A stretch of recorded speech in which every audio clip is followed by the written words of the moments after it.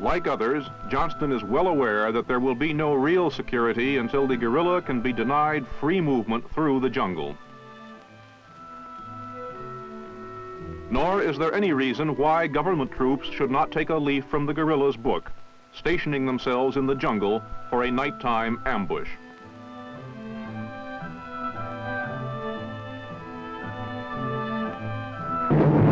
There is an obvious need for regular, aggressive, night patrols throughout the area. But such tactics run counter to those taught Vietnamese troops for more than a century, based on the venerable military maxim, attack by day, by night defend.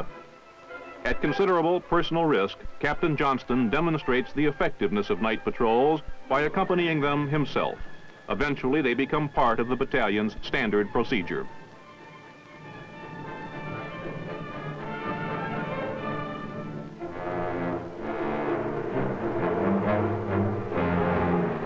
This, too, has become standard procedure. American helicopters have brought mobility to Vietnamese troops in their efforts to pin down guerrilla bands before they can achieve their customary disappearing act. The helicopters are flown by U.S. Army pilots. Part of the U.S. advisor's job is to coordinate the helicopter elements with the Vietnamese troops whom they carry and who do the fighting. From the air, hidden way stations along the guerrilla supply route are found and destroyed. A communist propaganda booth is discovered and destroyed by Johnston's battalion and a local village self-defense corps. Such mobility can be effective. The test is the death or capture of hardcore guerrillas. In any engagement, many of the guerrillas will prove to be half-trained, propaganda-indoctrinated villagers or farmers.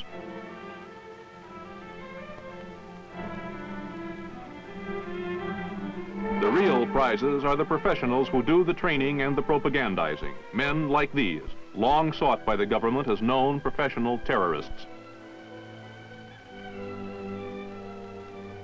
It is also an American advisor's responsibility to help get armor support for his unit. These armored personnel carriers have been brought in at the request of Captain Johnston to assist the 1st Battalion in an anti-guerrilla sweep of its area of the Mekong Delta.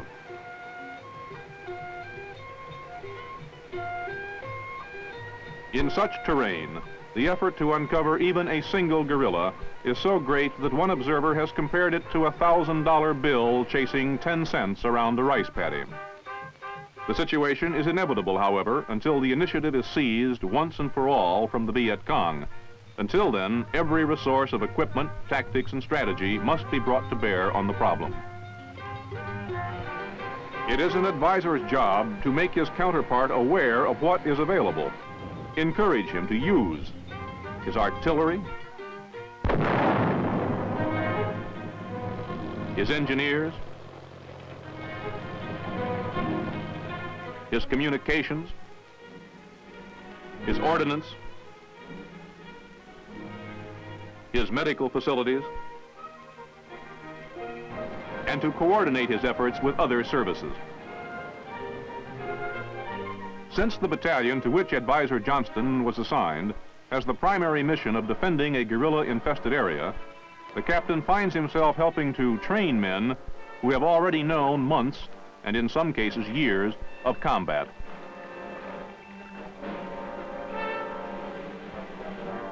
Because no one can predict when a training exercise might suddenly become the real thing, classes are conducted with loaded weapons.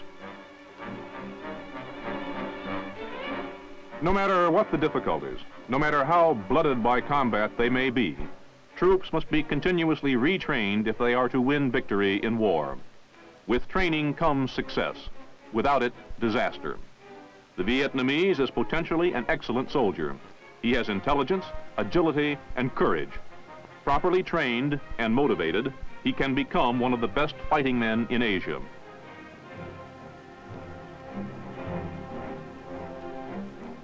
To encourage adequate training in the military arts and science is perhaps the most important job of the American military advisor in Vietnam or anywhere else.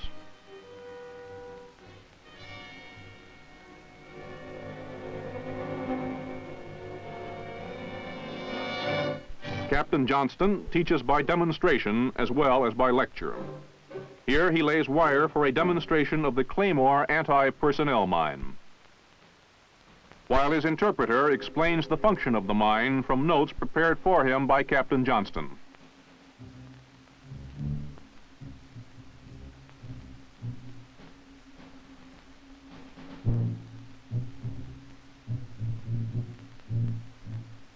While teaching technique to the men, Johnston is also communicating, by example, a subtle message to their commanders.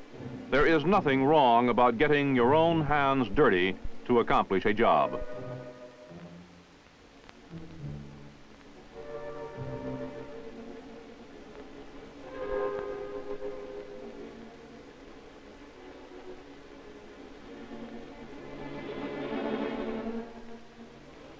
The anti-personnel mine has great potential for the war in Vietnam.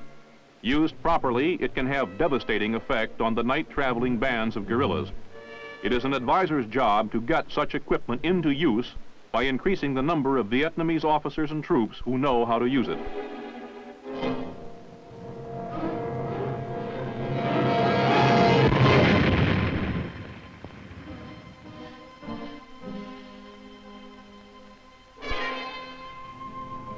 Early January.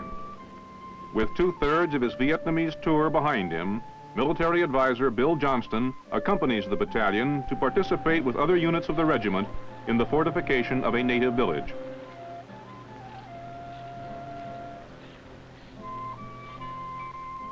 It is the battalion's responsibility to provide from their own supply stores a large portion of the food, medicine, and household goods necessary to set up whole families of Vietnamese whose menfolk belong to the Self-Defense Corps which will defend the village. It is, on the Buddhist calendar, the year of the tiger. Somehow this seems appropriate.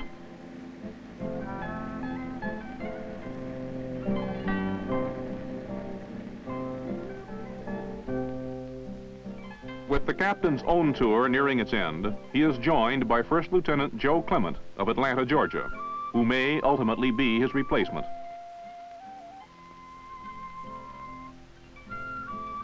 Lieutenant Clement has 4 months to learn his way around. He'll need them.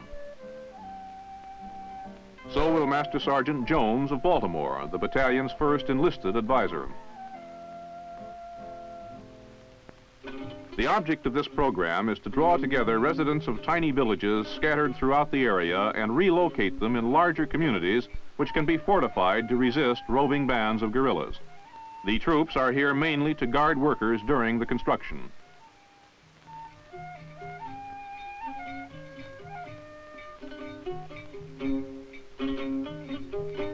Protection must also be furnished for laborers on a nearby road project. Shortest route between the village and the capital at Saigon, the road was rendered useless by Viet Cong saboteurs more than 4 years ago.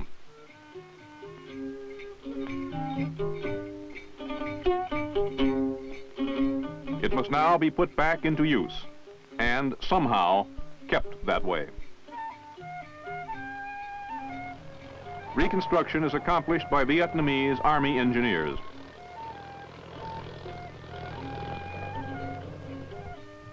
Assistance is also rendered by local civilians recruited by the district chief.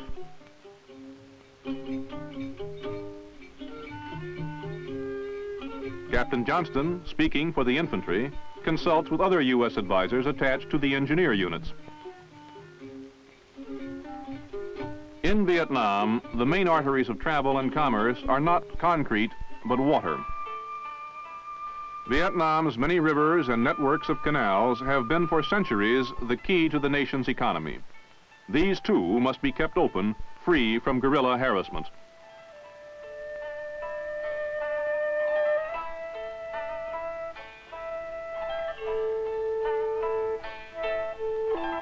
While less permanent damage can be inflicted on such a waterway, everyone travels in peril of sudden ambush from the surrounding jungle.